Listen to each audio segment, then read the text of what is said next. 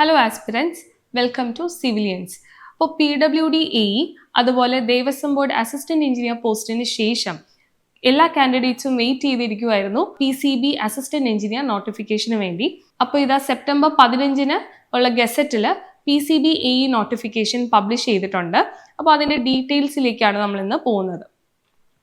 അപ്പോൾ category number 357/2025. അപ്പോൾ category number note ചെയ്യുക, 357/2025.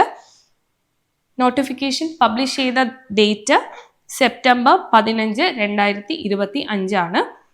അപ്ലൈ ചെയ്യേണ്ട ലാസ്റ്റ് ഡേറ്റ് എന്ന് പറയുന്നത് ഒക്ടോബർ 15, 2025. ഇപ്പോൾ പോസ്റ്റിൻ്റെ name assistant engineer, Kerala state pollution control board. ഈ ഒരു പോസ്റ്റിലേക്കുള്ള പേ സ്കെയിലാണ് അടുത്തതായിട്ട്. ഇപ്പോൾ 39,500 തൊട്ട് 83,000 രൂപയാണ് പേ സ്കെയിലായിട്ട് വരുന്നത്. ഇപ്പോൾ ലാസ്റ്റ് PCB-AE കണ്ടക്ട് ചെയ്തത്, ലാസ്റ്റ് PCB-AE നോട്ടിഫിക്കേഷൻ വന്നത് 2021 അന്നും നോട്ടിഫിക്കേഷനിൽ സെയിം പേ സ്കെയിൽ തന്നെയായിരുന്നു കൊടുത്തിരുന്നത്. ഇപ്പോൾ സെയിം പേ സ്കെയിൽ തന്നെയാണ് ഈ ഒരു നോട്ടിഫിക്കേഷനിലും കൊടുത്തിട്ടുള്ളത്. അന്ന് ഒരു കൃത്യമായിട്ടുള്ള വേക്കൻസി ആ നോട്ടിഫിക്കേഷനിൽ കൊടുത്തിട്ടുണ്ടായിരുന്നു. ഒരു 83ഓളം വേക്കൻസിയാണ് അന്ന് നോട്ടിഫിക്കേഷനിൽ കൊടുത്തിട്ടുണ്ടായിരുന്നത്. എന്നാൽ ഇപ്പോൾ നോട്ടിഫിക്കേഷനിൽ കൃത്യമായിട്ട് ഒരു വേക്കൻസി പറയുന്നില്ല, ആൻറ്റിസിപ്പേറ്റഡ് വേക്കൻസി എന്ന് മാത്രമാണ് കൊടുത്തിട്ടുള്ളത്. കാരണം 2021 കഴിഞ്ഞ PCB-AEയുടെ നോട്ടിഫിക്കേഷൻ വന്നത്. അതിൻ്റെ റാങ്ക് ലിസ്റ്റ് പബ്ലിഷ് ചെയ്തത് 2023 അപ്പോൾ ഒരു 1 തൊട്ട് 3 വർഷം വരെ ആ റാങ്ക് ലിസ്റ്റ് വാലിഡ് ആണ്. അതായത് ആ റാങ്ക് ലിസ്റ്റ് എക്സ്പയർ ആവുന്നത് ഈ വരുന്ന, അതായത് 2026 മെയ്യിലാണ് ആ ഒരു റാങ്ക് ലിസ്റ്റ് എക്സ്പയർ ആവുന്നത്. അപ്പോൾ ഇപ്പോഴും ആ റാങ്ക് ലിസ്റ്റ് വാലിഡ് ആയതുകൊണ്ട് തന്നെ കൃത്യമായിട്ട് ഉള്ള ഒരു വേക്കൻസി ഇതിൽ മെൻഷൻ ചെയ്തിട്ടില്ല. ഇനി മെത്തേഡ് ഓഫ് അപ്പോയിൻമെൻറ്റ് എന്ന് പറയുന്നത് ഡയറക്റ്റ് റിക്രൂട്ട്മെൻ്റ് ആണ്. ഏജ് ലിമിറ്റ് എന്ന് പറയുന്നത് നോർമലി എല്ലാ PSC എക്സാംസിനും ചോദിക്കുന്ന അതേ ഏജ് ലിമിറ്റ് തന്നെയാണ്. 18 തൊട്ട് 36 വയസ്സ് വരെയുള്ള കാൻഡിഡേറ്റ്സിന് ഈ ഒരു പോസ്റ്റിലേക്ക് അപ്ലൈ ചെയ്യാം.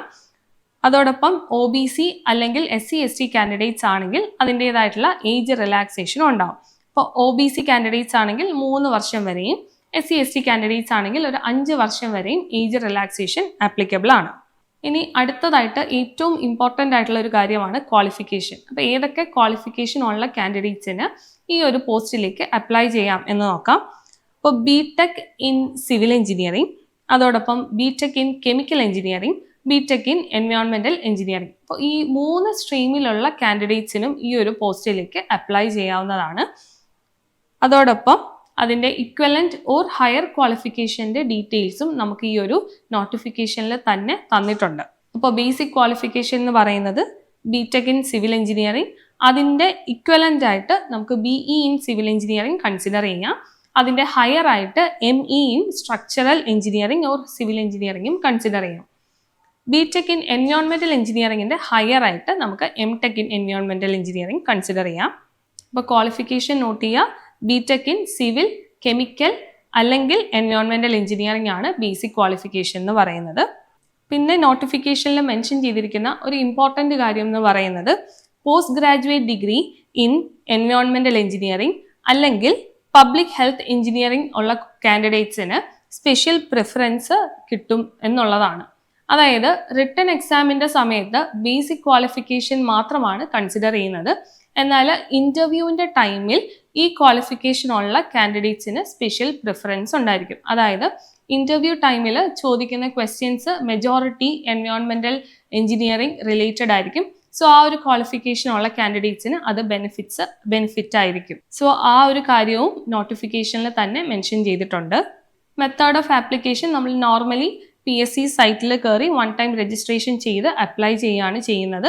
അപ്പോൾ എങ്ങനെയാണ് അപ്ലൈ ചെയ്യേണ്ടത് എന്നുള്ള ഡീറ്റെയിൽസും ഈ ഒരു നോട്ടിഫിക്കേഷനിൽ തന്നെ തന്നിട്ടുണ്ട്. ഇനി അടുത്തതായിട്ട് 2021 PCB-AE നോട്ടിഫിക്കേഷൻ വന്നിട്ടുണ്ടായിരുന്നു. സോ അതിൻ്റെ നോട്ടിഫിക്കേഷൻ ഡീറ്റെയിൽസും അതിൻ്റെ റാങ്ക് ലിസ്റ്റ്, അതോടൊപ്പം അഡ്വൈസ് ഡീറ്റെയിൽസും കൂടി നമുക്കൊന്ന് ചെക്ക് ചെയ്യാം. അപ്പോൾ 2021 ഏപ്രിലാണ് നോട്ടിഫിക്കേഷൻ വന്നത്. അപ്പോൾ അന്ന് സെയിം പേ സ്കെയിൽ തന്നെയായിരുന്നു ആ ഒരു പോസ്റ്റിന് ഉണ്ടായിരുന്നത്. 83 വേക്കൻസി ആയിരുന്നു അന്ന് നോട്ടിഫിക്കേഷനിൽ മെൻഷൻ ചെയ്തിട്ടുണ്ടായിരുന്നത്. എന്നാൽ അതിലും കൂടുതൽ അഡ്വൈസേഴ്സ് പോയിട്ടുണ്ട്. 100-ലും കൂടുതൽ അഡ്വൈസേഴ്സ് ഈ ഒരു പോസ്റ്റിലേക്ക് പോയിട്ടുണ്ട്. അപ്പോൾ ഇതാണ് ഈ ഒരു നോട്ടിഫിക്കേഷൻ. എക്സാം കണ്ടക്ട് ചെയ്തത്, ഈ ഒരു പോസ്റ്റിലേക്കുള്ള എക്സാം കണ്ടക്ട് ചെയ്തത് 2022-ലും അതിൻ്റെ റാങ്ക് ലിസ്റ്റ് വരുന്നത് 2023 മെയ്യിലുമാണ്. അപ്പോൾ ഈ റാങ്ക് ലിസ്റ്റ് ഡീറ്റെയിൽസ് നോക്കിക്കഴിഞ്ഞാൽ അന്നും എംടെക് ഇൻ എൻവയോൺമെന്റൽ എഞ്ചിനീയറിംഗ് ഉള്ള കാൻഡിഡേറ്റ്സിന് ഒരു പ്രിഫറൻസ് ഉണ്ടായിരുന്നു. അത് ഇന്റർവ്യൂ ടൈമിൽ മാത്രമാണ്. കഴിഞ്ഞ PCB AE rank list publish ചെയ്തത് 2023 മെയ്യിലാണ്. അപ്പോൾ ഈ റാങ്ക് ലിസ്റ്റ് ഇപ്പോഴും വാലിഡ് ആണ്. അതായത് 1 തൊട്ട് 3 വർഷം വരെ ഈ റാങ്ക് ലിസ്റ്റ് വാലിഡ് ആണ്. ഇപ്പൊ ടോട്ടൽ അഡ്വൈസസ് ഇതുവരെ പോയിട്ടുള്ളത് 121 ആണ്. ലാസ്റ്റ് അഡ്വൈസ് പോയിരിക്കുന്നത് ഓഗസ്റ്റ് മാസത്തിലാണ്. ഓഗസ്റ്റ് 27-ന് 4ഓളം അഡ്വൈസസ് ഈ റാങ്ക് ലിസ്റ്റിൽ നിന്ന് പോയിട്ടുണ്ട്. അപ്പോൾ ഇത് മെയ് 2023-ലാണ് ഈ റാങ്ക് ലിസ്റ്റ് നിലവിൽ വന്നത്. അതായത് 2026 മെയ് വരെ ഈ റാങ്ക് ലിസ്റ്റ് വാലിഡ് ആണ്. ഇപ്പോഴും ഈ റാങ്ക് ലിസ്റ്റിൽ നിന്ന് അഡ്വൈസ് പോകുന്നുണ്ട്. സോ ഇതാണ് ഈ ഒരു റാങ്ക് ലിസ്റ്റിന്റെ അഡ്വൈസ് ഡീറ്റെയിൽസ്. അപ്പോൾ ഓരോ കാറ്റഗറിയിലും എത്ര റാങ്ക് ലിസ്റ്റിലേക്കാണ്, എത്ര റാങ്ക് വരെയാണ് അഡ്വൈസ് പോയിരിക്കുന്നത് എന്നുള്ള ഡീറ്റെയിൽസ് നമുക്ക് ഇതിൽ കാണാവുന്നതാണ്. ഓക്കെ, ഇനി അടുത്തതായിട്ട് ഒരു സിലബസ് അനാലിസിസ് ആണ്. അതായത് യൂഷ്വലി ഒരു AE എക്സാമിന് വരുന്ന എക്സാം പാറ്റേണിൽ നിന്ന് കുറച്ച് ഡിഫറെൻ്റ് ആണ് നമ്മുടെ പൊല്യൂഷൻ കൺട്രോൾ ബോർഡ് കണ്ടക്ട് ചെയ്യുന്ന അസിസ്റ്റന്റ് എഞ്ചിനീയർ എക്സാമിന്. അപ്പോൾ സാധാരണ വരുന്ന സിവിൽ എഞ്ചിനീയറിംഗ് സബ്ജക്ട്സ് കൂടാതെ മാത്തമാറ്റിക്സ് എന്നും കെമിക്കൽ എഞ്ചിനീയറിംഗ് എന്നും ക്വസ്റ്റ്യൻസ് ചോദിക്കാറുണ്ട്. അപ്പോൾ സിലബസ് അനാലിസിസിൽ നോക്കുകയാണെങ്കിൽ അപ്പോൾ മാത്സിന് ഒരു 10ഓളം മാർക്കിന്റെ ക്വസ്റ്റ്യൻ ചോദിക്കാറുണ്ട്. അതോടൊപ്പം mechanics, RCC, steels structures, building material, building constructions, അതുപോലെ എസ്റ്റിമേഷൻ, കൺസ്ട്രക്ഷൻ മാനേജ്മെന്റ്. അപ്പോൾ ഇത്രയും സബ്ജക്ട്സിൽ നിന്ന് ചോദിക്കുന്നത് 15 മാർക്ക് മാത്രമാണ്. അതോടൊപ്പം survey, fluid mechanic, water resource engineering, geo technical engineering, transportation engineering, ഇത്രയും സബ്ജക്ട്സിൽ നിന്ന് ചോദിക്കുന്നത് ഒരു 15 മാർക്കിനായിരിക്കും. എൻവയോൺമെന്റൽ എഞ്ചിനീയറിംഗിനാണ് ഈ ഒരു എക്സാമിന് കൂടുതൽ വെയിറ്റേജ് നമ്മൾ പ്രതീക്ഷിക്കുന്നത്. ഒരു 35 മാർക്കിന്റെ ക്വസ്റ്റ്യൻസ് വരെ നമുക്ക് എൻവയോൺമെന്റൽ എഞ്ചിനീയറിംഗ് ടോപ്പിക്കിൽ നിന്ന് എക്സ്പെക്ട് ചെയ്യാം. അതോടൊപ്പം കെമിക്കൽ എഞ്ചിനീയറിംഗിൽ നിന്ന് ഒരു 25 മാർക്ക്. അപ്പോൾ ഇതാണ് കഴിഞ്ഞ എക്സാമിന്റെ ഒരു സിലബസ് എന്ന് പറയുന്നത്. അപ്പോൾ ഈ സിലബസിൽ കൊടുത്തിരിക്കുന്ന സെയിം ഒരു മാർക്ക് റേഞ്ചിൽ തന്നെയായിരുന്നു എക്സാമിന് ക്വസ്റ്റ്യൻ ചോദിച്ചതും. മാത്തമാറ്റിക്സിന് 10 മാർക്കിന്റെ ക്വസ്റ്റ്യൻ ചോദിച്ചിട്ടുണ്ടായിരുന്നു. എൻവയോൺമെന്റൽ എഞ്ചിനീയറിംഗിൽ 34 മാർക്കിന്റെ ക്വസ്റ്റ്യൻസ് ചോദിച്ചിട്ടുണ്ടായിരുന്നു. കെമിക്കൽ എഞ്ചിനീയറിംഗിൽ 25 മാർക്കിന്റെ ക്വസ്റ്റ്യൻ തന്നെ എക്സാമിന് വന്നിട്ടുണ്ടായിരുന്നു. അപ്പോൾ ഇതാണ് നമ്മുടെ എക്സാമിന്റെ സിലബസിന്റെ ഒരു ഓവർവ്യൂ എന്ന് പറയുന്നത്. അപ്പോൾ ഇത്തവണയും എക്സാമിന് ഈ ഒരു സെയിം പാറ്റേൺ തന്നെ നമുക്ക് എക്സ്പെക്ട് ചെയ്യാം. കൂടുതൽ വെയിറ്റേജ് എൻവയോൺമെന്റൽ എഞ്ചിനീയറിംഗ് സബ്ജക്റ്റിനായിരിക്കണം നമ്മൾ കൊടുക്കേണ്ടത്. അതോടൊപ്പം ബാക്കിയുള്ള സബ്ജക്ട്സിന് അതിൻ്റെതായിട്ടുള്ള വെയിറ്റേജ് കൊടുത്ത് ഒരു സ്റ്റഡി പ്ലാൻ പ്രിപ്പയർ ചെയ്തിട്ട് വേണം PCB AE എക്സാമിന് നമ്മൾ പ്രിപ്പയർ ചെയ്യാൻ. അപ്പോൾ PCB AE നോട്ടിഫിക്കേഷനെ കുറിച്ചിട്ട് നിങ്ങൾക്ക് ഒരു ഐഡിയ ഉണ്ടായെന്ന് വിശ്വസിക്കുന്നു. അപ്പോൾ ഇനി നിങ്ങളുടെ പ്രിപ്പറേഷൻ ജേർണിയാണ്.